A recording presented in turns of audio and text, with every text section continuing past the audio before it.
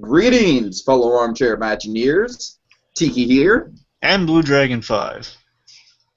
Hiya, kids. We're back again to tell you a story, part of an ongoing story about memorable characters, long-lasting life lessons, and coated with just enough magic and wonder to keep you coming back. And to tell this week's story, we started like any famous tale with the words, "Once upon a time." Frozen over. Yeah, that's right, folks. That's right. So if you're not aware, the popular ABC fantasy drama sitcom thing that is Once Upon a Time, they are adding Frozen characters into their lineup, which is kind of a departure for them because, as me and BlueDragonFive were talking about before the show, most of the time with these Once Upon a Time things, they kind of take the source material more from the original books as opposed to Disney. But now, this is a big change because we are getting Anna, we are getting Elsa. I mean, they even threw Grandpabble in there in the first episode. I mean, come on, they're going all out. So yeah, 2 episodes in, Once Upon a Time, Frozen over. What do you think of it so far? So far it's been good. Again, just to bear in mind the preface of this episode, like the previous episode, Yeah. everyone. Again, we are very inexperienced in Once Upon a Time. We're literally jumping in feet first. We're assembling the parachute on the way down. Watching Once Upon a Time. I know like which direction we're heading because I know the general recap. I think you've watched 2, right? Yeah, so. I've watched. Well, technically, like I guess 3. Oh, okay. There are only 3 recaps, so I guess I'm kind of the most caught up because of that, but I'm still barely, folks. I just got a general outline of the basics, so pretty much that's right. Most knowledge I have. And I encourage all of you, again, if you guys know stuff we don't know, by all means put in the comments, correct us, inform us. We'll learn from mistakes, if there's anything more in-depth. So we're just, bear in mind, we're novice going into this world. We're pretty much, the Frozen stuff's the main thing we're really jazzed about, but I think we got a general understand just from the recap, so some of the gist of the stuff, and I'll fill in the blanks as he will, vice versa, and you guys in the comments, if he'd be so kind. So, spare that. I think this episode, now that we've got, spoiler alert, now that we've got Elsa with the main cast, I think it's going to be a little bit easier going forward, because Elsa is going to be, like, directly connected to the main storyline now. Because, yeah, it was difficult with that first episode. It literally starts, like, oh, we are starting directly after the cliffhanger. Yeah. And it's in the middle of, like, some freaking dispute that we have no idea what's going on. We have no idea who any of these people were. Oh, my God. Again, just the overall thing, the one last overall thing about the show. Again, it's kind of like Heroes in terms of, like, loyalties and relationships developing, like, they're long-lost relatives or secret reveals, and, like, people turn bad to good. Magic MacGuffins. Yeah, I would say it's in, like, constant flux, like heroism, meaning I would highly recommend all of you, yeah, if you're going to get into the show, you might want to start from the beginning, most definitely, Yeah, I mean, if you're a Frozen fan, though, and you don't want to invest the time, like we clearly didn't want to invest the time in it, I don't know, I think there's stuff here that's worth watching for Frozen fans. Definitely. There is. All the Frozen stuff in this show so far has been astounding. The costume and the acting, it's literally leaped from the animated screen into live action. It's astounding how well that happens. Rarely does this really happen this well. Do you see something come to life like that? That's really the reason we definitely keep coming back to this, if anything. Oh yeah. Because again, just not to knock Once Upon a Time. I'm sure it's guys we need definitely to really get involved. You got to watch in the beginning, I guess. Again, it's a little like Heroes. It's the complex side of Heroes. You really just gotta ease into, I guess. The thing that makes me really nervous about it is all these magic things and the extra dimensions and blah blah blah. I'm like, what? There's a Wonderland and. There's the heart thing's kind of confusing, like how that. I actually kind of got into the heart thing just as a concept. I don't understand how it works. That's what I'm saying. I have no idea how it works. Like how the. I like it as a concept though. Like erasing like the user history. I don't get it. Anyway, so I guess we should we jump in? Yeah, do you want to break it up by flashback? Do you want to do that? Do you want to go... Let me go, like, really quick recap. It's like 2 points to make of the recap, then we're okay. Anyway, so, like, Anna's left to the Enchanted Forest to prove that the parents, that the king and queen of Arendelle did not run away from Elsa. She's doing this to serve her sister's needs, basically kind of get her out of her emotional funk. Mm-hmm. Just to prove that, the parents didn't run away out of fear of their gifted, icy gifted daughter. So she's doing that. She's running away to the Enchanted Forest despite Elsa's protest to help her sister, which is really sweet, good.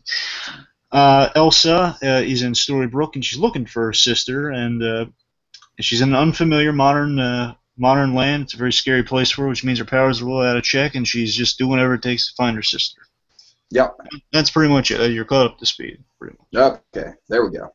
So I guess we should do present then past, because past is where all the really cool stuff happens.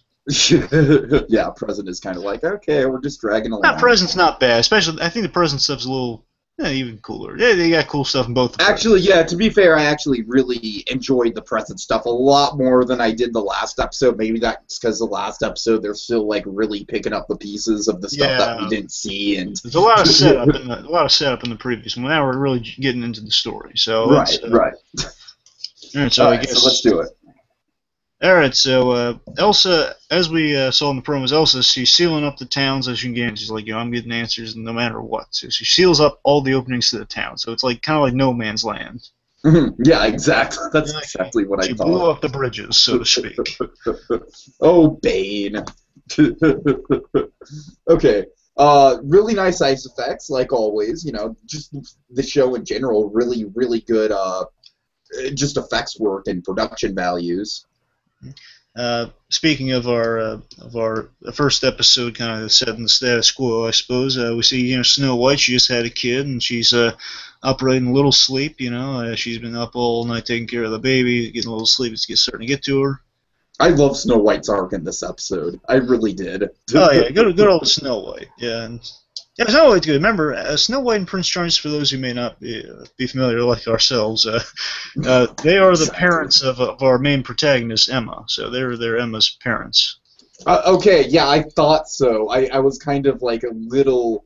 Oh, God, the age gap on those actresses is not... Yeah, it's because like she was protected by the time thing that... Oh, okay, so it's like a Captain America deal. Yeah, pretty much. Like, she was spared from the whole curse thing, so she's just in modern society, and they were...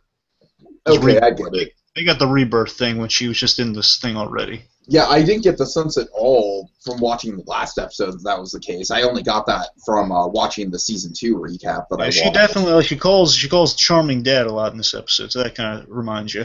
Okay, yeah, right. Anyway, so Snow White's operating a little sleep. Henry, the kid, the main kid, kind of stirs up the whole series. Remember his. I'm wondering if this kid is like a Walter Jr. level of annoying kid, or like a Carl Grimes level of annoying kid from Walking Dead. Well, I wouldn't know. So I know you wouldn't know, but I don't know. It's like I wonder just how much damage this kid's caused in terms of like enjoyment of the series, if you know what I mean. Well, I hear he's really good in one, and I hear people like the kid. I gotta admit, his line reading towards the end, just because I'm new to the series, really kind of. I hate to be mean to the kid because he's giving a good performance, but he's still kind of young Bruce Wayne. He is not. Let's just put it. True, very true. So, that is a great child actor. He's a kid. He's growing into it, and a lot of kids. Yeah, I think you just need to know the kid before he can really pass judgment. Yeah, that's true. We're just like, who the hell is this kid we've never seen? He sucks. I mean, he's no Norman Bates, but we gotta give him some time. Oh God, no. We'll give the kid again. I don't think they're trying to write either Norman Bates or Bruce Wayne. Look, we'll give the kid some credit. We'll give him some time. Yeah, give him a little pass there. But yeah. Anyway, so point is Henry. Remember, Henry is Regina's the adopted son, right? Yes. Okay. Adopted son and Emma's actual son. So our main protagonist is the actual birth son here. Mm-hmm. Kid's got two moms. Yay. Anyway, so Henry's trying to connect with Regina after Regina's still getting over the fact that Robin Hood's left her.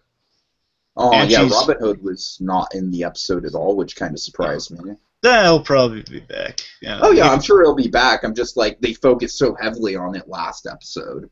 Oh yeah. Yeah, she's separating herself because she's still down about that, but more so because from where we left her last episode, that she's evilly plotting, perhaps. Oh boy, Siler switch sides again. Okay, Haitian, come in here, Haitian. All right, yeah, Haitian. Do a mind swipe. All right. Okay, let's not overpower people with the heroes' references. Okay. Yeah. We're gonna lose them even more. Oh God.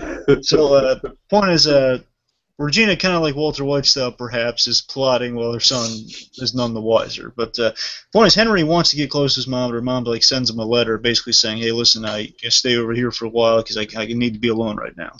Okay. Last episode, I compared Robin Hood to Jim Gordon, which, in retrospect, I think is ridiculous. Yes. Like, I don't know why I fucking said that. That was just, like, really stupid because I know nothing about that character. And now I say to you, you can't compare Regina to Walter White? Come on now. Come on. I mean, you brought up Walter Jr., I'm saying in terms of, like, she's plotting while the kid's none the wiser. Well, like, oh, God, but isn't Henry, like... He's got to know that his mom's sort of evil, right? Oh, he What's does. the deal with that? He's just... Okay, fine, it's a bad comparison. Okay, all right, so yay. One for Tiki, one for Dragon. Haha, good score. Okay. Anyway, I just want to right that wrong of the Gordon reference from last episode. I'm still embarrassed by that. All right, comparisons aside. I lost my place, thanks.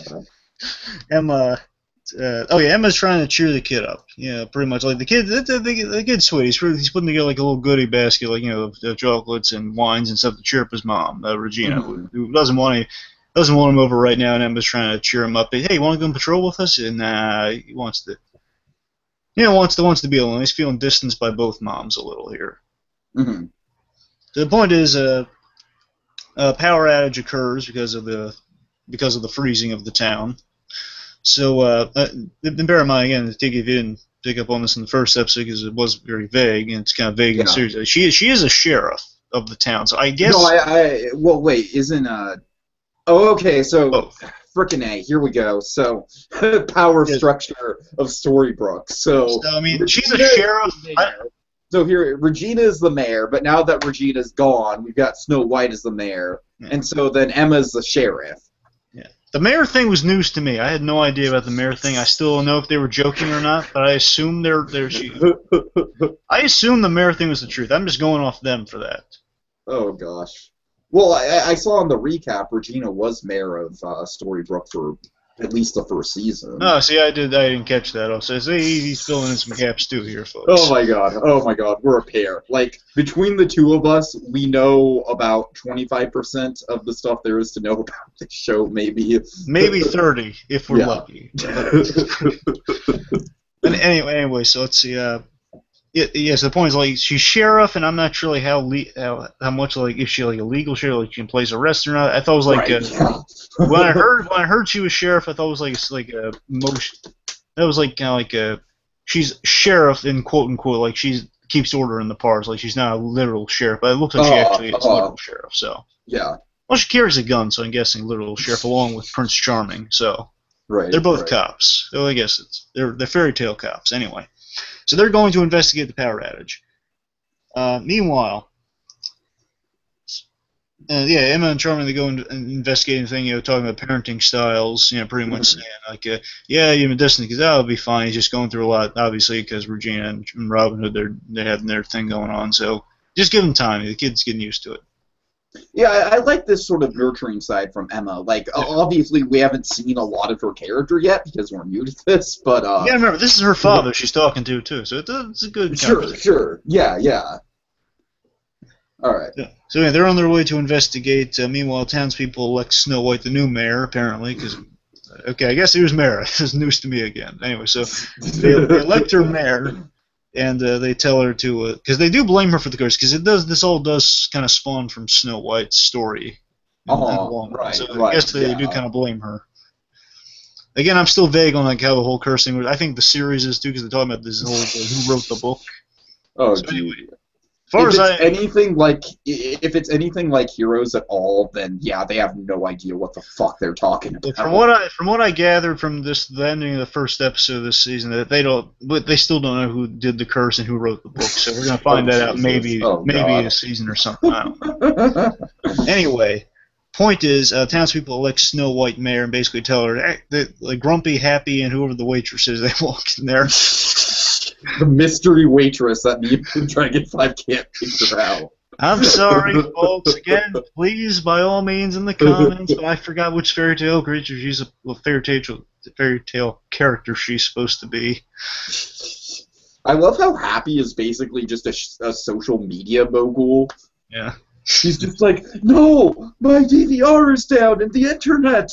What am I gonna do? And of course, we love Grumpy. He's awesome. Grumpy is by far like growing to be one of my favorite side characters in the show. I hope we get more of him. I'm sure he's been in 2 episodes so far. I'm sure he's gonna be. Yeah. Anyway, so basically, Grumpy complains. What's the line, Tiki? Oh, I don't think the coffee maker line's here yet. Okay, well, never mind. Yeah. Again, the point is, they elect her. They elect her mayor because they want her to fix the power, take control of things. Apparently they're helpless to do so. Meanwhile, Hook, one of your favorites, appears to I do really like this Hook. I really enjoy I'll admit, Hook is just instantly cool, even though I know nothing about him. Yeah, that's how I felt. I'm like, I just know he's got issues that Rumpelstiltskin used to be a bad guy. That's all I know about him. Although I must admit, when I was watching the recap, it was like I heard him say so many times, like, "Oh, I'm going to get myself a crocodile." Yeah, I don't know what the crocodile means. Like, well, from what I gathered in the recap, again, he skins people alive. Like he wants to skin people alive, make them in the crocodile type skin stuff. That makes no fucking sense. Again, I'm just going off a recap. That makes no sense. Look, all I know is in the recap, that's not a fair thing to say. So basically, he's like the villain from Tusk, except instead of trying to make a walrus suit, he's trying to make a crocodile suit. Look, okay, to be fair, let me just say this. This is officially what I know. All I know is all I remember what he said is that he always says, I want to get myself a crocodile, and he threatens people by repeating the phrase, implication being he's going to skin them like a crocodile. And I never saw a physical crocodile in the recap, so I don't know. Maybe there was a physical crocodile. All I know is he didn't lose his hand to it. Rumpelstiltskin cut off his hand. Mm-hmm. Yeah, I saw that. That is all I know about the crocodile. Sorry, folks. Okay, anyway. Answer our pleas in the comments.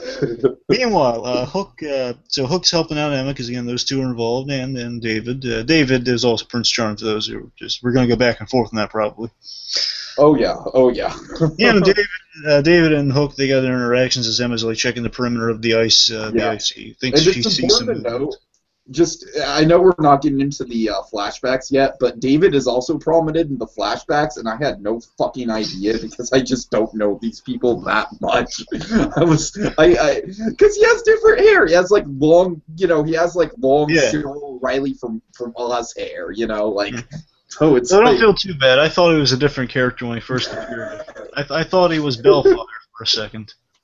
Oh, okay, I hear you. Because the Bellfire's name is also David.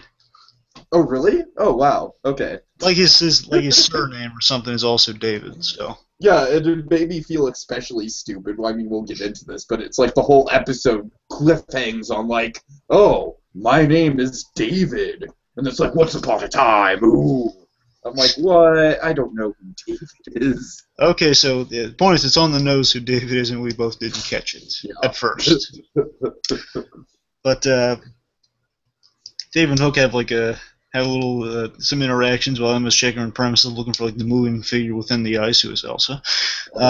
Basically, what are your intentions with my daughter? Chat, which is hilarious. Yeah, pretty much saying, I'll do what it takes to keep her safe, type thing. Meanwhile, while that's happening, Emma meets Elsa. There's a choice meeting. And mind you, Emma also has powers she can't control, which is a big bonding element. Oh yeah, for sure. I like how they use that. And Emma, I really like Emma here. I think it's the big appeal for Emma, just from the little I've seen of her. I think she's She's playing like a real cop. He's trying to talk her down, just trying to be calm and just trying to avoid any freaks. So I'm sure she's seen this with other fairy tale creatures. Hey, listen, there's only miscommunication going here. If we can get past this, no one can get hurt, don't have to destroy anything. We can all just settle this calmly. Right. If anything, she's the Jim Gordon of the show. If anything, I can totally see that. I'm saying at least she's in law enforcement, is what I'm saying. I do not know where I pulled that from. I am still, like, a week later, I was just like, where the hell did I pull that Jim Gordon reference from? That was ridiculous. Okay, anyways. Okay, meanwhile, let's see. So Elsa's defense mechanism kicks in when things get a little hectic when they see, essentially when Hook and David come by, guns drawn, essentially they freak Elsa out, and she kind of accidentally, as she's like sealing them in or something, basically the rocks collapse in a way that traps them both, Emma and Elsa inside the ice structure. It's outside the town. No, it's like on the cut, at least on the near the outskirts of town type. Yeah, it's the outskirts of town. Yeah. Yeah. Anyway, so and I like how this is a good thing for Elsa. I really like Elsa in this episode. She's kind of playing it cool at first, basically in charge, like almost like a terrorist type deal. Like she's saying, you're following my list of demands now. Basically, you have my sister found. Right. She literally threatens to freeze the town and everyone in it. That's pretty major. Oh yeah. That is major. It's kind of funny juxtaposition because the first movie she didn't do that at all on purpose. Right. And also, I loved a little bit. I really love the idea with this whole Once Upon a Time, bringing Frozen. That yes, she wouldn't know what this technology is like. She'd be freaked out by cars. What the heck's a radio? Exactly. Yeah. It's fun. Wait, what's a gun? Oh my God! What are these things? This is witchcraft. Oh, can you imagine if Anna or Elsa used a gun or something? I mean, like, dude, I'm even thinking, like, way back, like, okay, when I was a kid in the 90s and we had, like, those brick cell phones that were monochromatic and whatnot, like, imagine if you were a kid in the 90s and you suddenly someone from the future just came down and handed you an iPhone. You would basically shit yourself, right? Because you're just like, what? Yeah. So yeah, that must be what it's like, Yeah, it's a really good kind of juxtaposition. Meanwhile, they're at the power station. There's some frustration going on. This is my favorite scene. My favorite lines in this scene. Oh yeah. We both know what. Essentially, everyone's kind of freaking out and nagging, basically. Is this where your grumpy line is? Oh yeah, Grumpy. Well, first of all, Happy suggests that they get Geppetto in on it, and Grumpy kind of shoots that down. He's like, Geppetto, what are you saying? He's a wood maker. He wouldn't know anything about electricity. Hold on a second. Let me say this. First of all, I love the fact they can name drop the other fairy tale characters and mock them, or like say, no, they wouldn't be able to help at all. I saw this version of Pinocchio in the recap, and it's terrifying. At least the design. It's terrifying. I remember they did something creepy with Peter Pan, but they made him like a bad guy, I think. Yeah, I'm pretty sure Peter Pan... Yeah, that actually makes sense. That really does make sense. Yeah. Anyway, so keep going. Peter Pan is basically the fucking Grim Reaper, if you look at that story literally. But I digress. Okay, so yeah, they're just bickering and whatnot, and then Grumpy lets out the best line of the episode, and he says, "Oh, you people think I'm grumpy now? Wait until I wake up in the morning and don't have my coffee maker." Now, my favorite line in this scene is actually from Snow White. Stop repeating letters. No, stop. She literally says, "Stop saying letters," as she freaks out. Stop saying letters! Because Happy's just going on like, we're not going to have DVDs. We're not going to have Wi-Fi. Or, I don't know. It's just a bunch of letters. Like DSL. Stop saying letters! Good old Snow White. It's like she kind of has the vibe of like the classic Disney Snow White. Like you can imagine in this day, if she was around more, basically she'd freak out under pressure like this. No, I really love this idea because it's basically this whole conceit is like, okay, what if a princess actually had to run her kingdom and do all the behind the scenes stuff that we don't think about? This would probably be the issue. Yeah, and then Oh, so fun. and following all the frustration, all the complaints and stuff, basically Snow White, she also she brings the baby down there too. Yeah. But anyway, so Snow White, she chews them all out, basically saying, "Okay, stop whining. Okay, you made me mayor. Well, let me do the job. Stop whining, you bunch of babies." And basically, saying, like, "I've been breastfeeding. I haven't gotten any sleep." You lived without light bulb for so long. Buy a flashlight. Oh, that was a great line. And then they all just go dead and just they just walk away. They don't respond. They just walk away. That Snow White, she's a cutie. She's hilarious. Yeah, I didn't really care for her much in the first episode, but this episode I really enjoyed her. So yeah, looking forward to more of her. Oh yeah. Anyway, so let's see. Meanwhile, back in the frozen tundra, so to speak, Elsa and Emma, they have a discussion, like power control. Basically, I guess the realization here is like, you don't have any control over this, do you? No. And basically, she sees kind of past the facade, saying, basically, I need my sister to control this power, to melt the wall. I can't get us out of here. Like, when I get emotionally stressed like this, only my sister can bring me down. It's just all the more motivation to get you guys to do it. So obviously, you can tell I'm not going to freeze the town. I just need to find her and get at it so I can get us out of here. And just find her. Period. And then Emma kind of relates to, oh yeah, powers too. I just can't use them right now because I'm too freaking cold. No, pretty much because I'm near freezing to death here. Oh yeah. We saw a taste of her powers in the first one. I still don't understand the most of them. It looks like just like she fires like magic energy blast. I guess I don't know. I guess it works kind of like Scarlet Witch in Avengers, which we'll see. Yeah. Sure. Anyway, so the big plot lines that reveal again. She needs Anna, and then Emma's freezing to death, which is not good. Our Hook and David, they go to Rumpelstiltskin's place. Wait! You skipped over the most blatant, obvious line of the whole episode. Yeah. Okay, so. Gotta harp on the little ones, don't you? This is just ridiculous. It was just like, oh hey, remember that from the movie? Okay, so basically Emma is, she's basically freezing to death, and she asks Elsa like, oh, why aren't you cold? And Elsa, maybe it was just the delivery, but she's just like, oh, it's never bothered me. You know something? I want to tell you this, and believe me or don't, by all means, but at least she didn't repeat the whole line. At least she didn't get, at least she didn't say like, oh, the cold's never bothered me anyway. Yeah, at least let me say this. So again, believe me or don't, but I swear to you, I heard that line at first. I didn't make the connection. What? At first, like when it was said, I didn't make the connection. I was like, oh, okay, it's a little on the nose, but a little on the nose in terms of course, the cold's not going to bother. She made all this ice. Then when she finished the line, like I think it went to commercial at that point, or like it was close to the commercial. That kind of dawned on me. Huh? Wait a second, it sounds familiar. Oh wait, never bothered her. I'm saying like, oh, they really referencing the song. I was like, nah. Yep.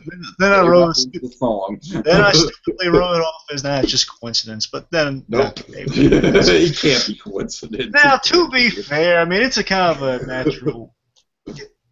Yeah, it's a silly thing, but it's something that you would say. It's a natural thing that you would ask. You know what I mean? If you were in that situation. Yeah. No, I don't. No, I don't think that's a natural thing to ask. I think it's a natural response. What, the cold's never bothered me? Yeah, cold's never bothered me. I'm saying, who asked that? Look at her. She's not freezing. She's not shivering. Why do you have to ask that?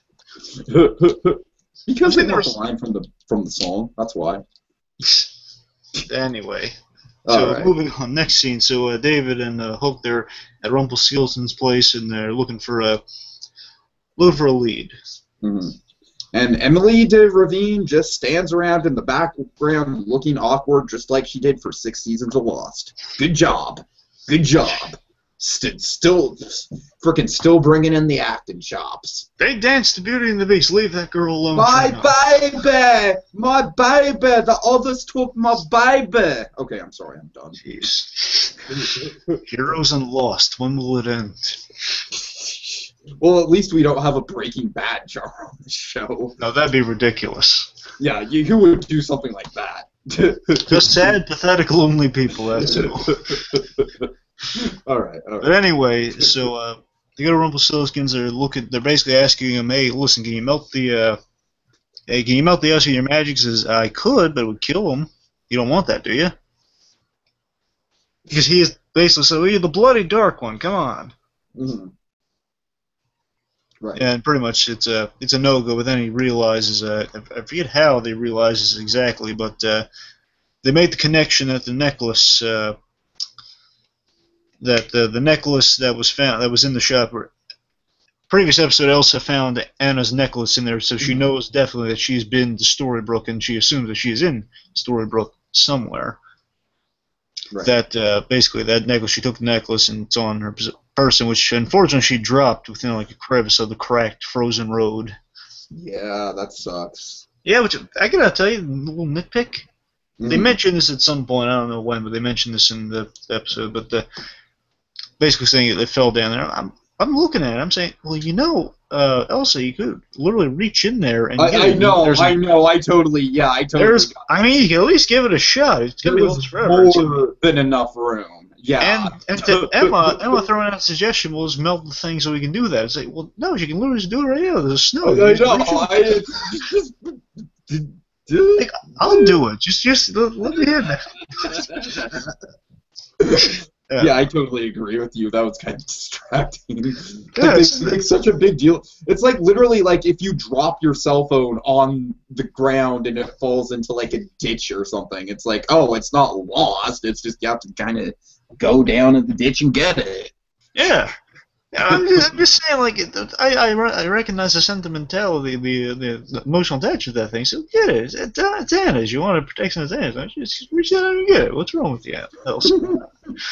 Anyway, so point is, they make the connection that David recognizes the necklace. He saw in the newspaper basically the necklace, the image, the same thing Elsa saw. Pretty much, he makes the connection. Oh, wait a second, I recognize this necklace. I know who her sister is. Right. And we'll explain that when we get to the flashbacks. Meanwhile, so they're trying to save Emma by going to Bo Peep to interrogate her, which essentially Bo Peep's kind of again we'll explain the flashback. Why is Bo Peep? Bo Peep was a bad guy in the past that essentially was the reason that Charming and Anna kind of met and they kind of became buddy-buddy. Essentially, so Bo Peep in her new role is making lamb chops as a butcher, which is really dark and disturbing. Yeah, it is. It really is. And, well, considering she's a bad guy in the past, I guess it's an appropriate punishment or role for her. Has she been in the show before? I assume so, right? To be honest, I think this is her first appearance in the film. Oh, really? Okay. I do think that, but I have no... You'll know better than I in the recap. You freshly saw the recap, so you'll know better than I. I've not seen her, so yeah. I do think she's new because they do that. They introduce new ones too. Sure. Yeah. Okay. So anyway, so they're interrogating her. She's working in a butcher shop. She's still pretty psychotic though. She's really going after Dave with the meat cleaver. Really, it's like who would think like a psychotic bitch character, little Bo Peep, of all things, of all frickin' fairy tale things, little Bo Peep. She was a bad guy. She was a villainous landowner in the past, and that's how she knows David. And the point is, that's how she knows. That's how she knows David. And that's why she has kind of the relationship she has with him. Yeah, villainous landlord. Essentially, that's why she doesn't want to give him any answers. She recognizes him. I guess she kind of blames him too, because again, he's connected to Snow White over her position now, maybe. And she doesn't want to give him answers, but they find. They interrogate her, and pretty much they get the magic crook from her so they can track Anna down, essentially trying to meet the ultimatum of finding Anna so they can unfreeze her. Unfreeze the place and at least get Emma out of there. Meanwhile, let's see. 1 second. Okay. So so David's essentially, they can't find Anna. They can't find Anna that quickly because again, Emma is freezing to death because they get radio contact that Emma is freezing to death, so they gotta act fast. Right, yeah. And once David now knows that who Anna is, he's got a good idea. Okay, we don't need to find Anna because there's not enough time, but I think I can reach her because I know Anna. He talks to uses the radio to use the magic radio to talk to Elsa, and essentially gives her a pep talk via kind of what he learned from Anna in the flashback. And essentially, this is a really cool moment. Yeah. Essentially, what he learns from Anna was the strength of the emotional versus the instinctual. Pretty much. That's what he imparts to Elsa. Go with your emotional over your instinctual reaction, so you can melt this ice. Yeah, for sure. Essentially, we'll get into more of that later. The point is that unfortunately, necklace is left behind, but they get out of there though. And right the nick of time is Elsa and Emma, they weren't doing too good because Emma was pretty much freezing to death, and it's real sad. It's real realistic stuff. Emma must feel like she wants to go to sleep, and it's a real dangerous thing to go to sleep. Yeah, that whole thing was really well done. Yeah, and I love how Emma's like, "You're just asking me so I don't freeze to death." Some good stuff, and good on Elsa because Elsa doesn't want this girl to die by any stretch. No.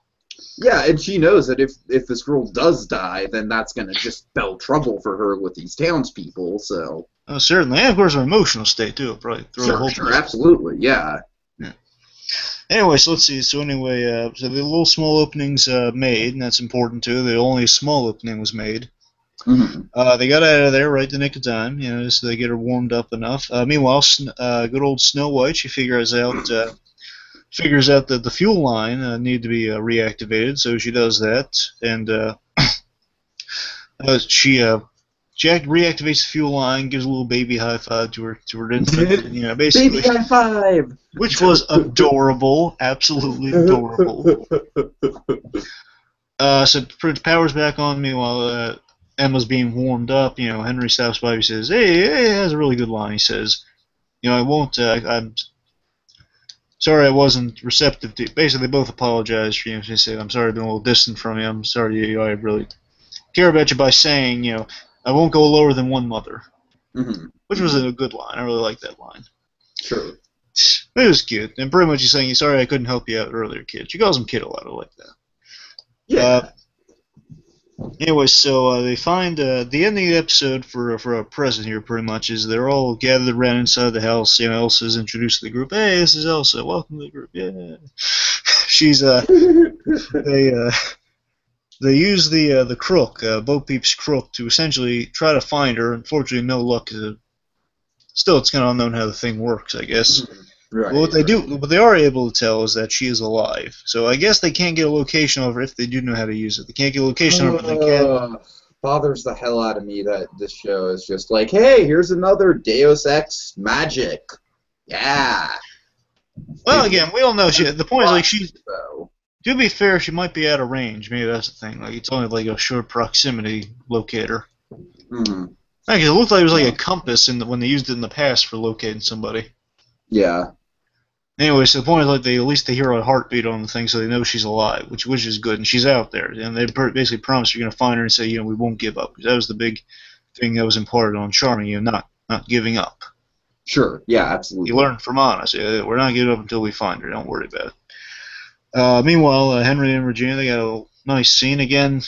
Getting used to the kid still is not delivered in the best manner. Pretty much just he has some good lines. Just pretty much saying, "I'm not giving up on you." Again, that theme of not giving up is definitely in this episode a lot. So, Oh yeah. In case we're selling it short in the recap here, because I know I kind of butchered the emotional pep talk that David had. So forgive me for that, folks. You did good. You did fine. Point is, he's the big thing of giving up. Because think about it, Anna and Elsa, they did not give up on. Emma did not give up freezing to death. Elsa, so far, is not giving up on her sister, most definitely. Snow White did not give up on finding a solution. No, she did not, even though she was very close to. Very true, very true. And again, David, we'll see in the past, definitely did not give up. So there's definitely a theme of giving up, and a big theme that I'm sure he's going to play more so is that Henry and I suppose the rest of our gang here are not giving up on Regina because they haven't so far. She's turned evil, but they brought her back. Yeah, they silenced her, so. Again, Henry, this is the mom that raised him. So Henry's always going to have some love for Regina. He's basically reaching out to her even though she wants to be alone. Even though, like the last episode, she did her whole Frozen door homage. He wanting to be alone. So yeah, we're continuing on. So essentially, there's a good emotional reconciliation there, and our big ending for the present. Our big end after that little reconciliation is that we are. We're at the ice hole now. Elsa and Emma, they're in a warmer climate. They're heading to the wall, basically bringing down the icy fortress so people can get in and out of the place. And unfortunately, there's a big old shocker for you here. Big old shocker that Elsa cannot melt the wall. She can't bring it down. Why is this? What's wrong? We don't know. What we do know is that earlier on that Elsa, one of her big problems is that she says, like, I'm the only one I know who has this sort of power. And, walking up to the wall, Emma says, oh, yeah, so you did this, huh? You're pretty powerful, making that ice thing. It looks really nice. I mean, you weren't even trying, but look at that. Trying to melt the wall, saying, I don't know what's up with this. I don't know why I can't melt it. I mean, could someone else have my powers? And essentially, we get a little window into next week's big new character, who is this woman who runs an ice cream shop. This woman who runs an ice cream shop, and the grumpy South Spy is getting the call and says, "Oh man, that Power Ranger must have been bad for business, considering you run ice cream and all." Essentially, she says, "No, we're fine. Everything's fine." He gives him ice cream, smile, rare smile from Grumpy, walks out of there, and pretty much we see her do this really cool visual effect where she turns melted cream into ice cream. Takes a gleeful fingerful of it, and basically we see her unleash some of her ice powers to freeze the supply and stuff. So there apparently is another ice queen, and that's the reason that barrier hasn't fallen down yet, because there's someone potentially more powerful than Elsa. So there is there's definitely some trouble in Storybrooke hidden there. Anyway, pardon my colleague's disappearance. He'll be back hopefully soon, but I'm gonna try to keep here going vamp a little longer. Anyway, so let's see. I guess now would be the time to jump into the past. So we haven't been servicing this enough. So as we mentioned in our previous episode, that the integration of past and present flashbacks and editing just overall for the episode is very well done. It is a little reminiscent of Saving Mr. Banks in terms of like the past relating to the present, most definitely, especially in that theme of not giving up, which we're going to explore a little more in depth here. So we're in the past. And we pick up with Anna. Anna was heading to the Enchanted Forest last we left. And again, the big start of the Enchanted Forest pretty much was within Snow White and Prince Charming's story, because that's really where the crux of our whole universe here is radiating from. So presumably before Prince Charming even became a prince, we see his really humble beginning. So this is years ago, apparently. Timeline's still a little off. Timeline's a little off in terms of like how Tiki and I understand how this timeline works. So again, apparently Anna must have gotten there in the past, and for some reason has stuck around.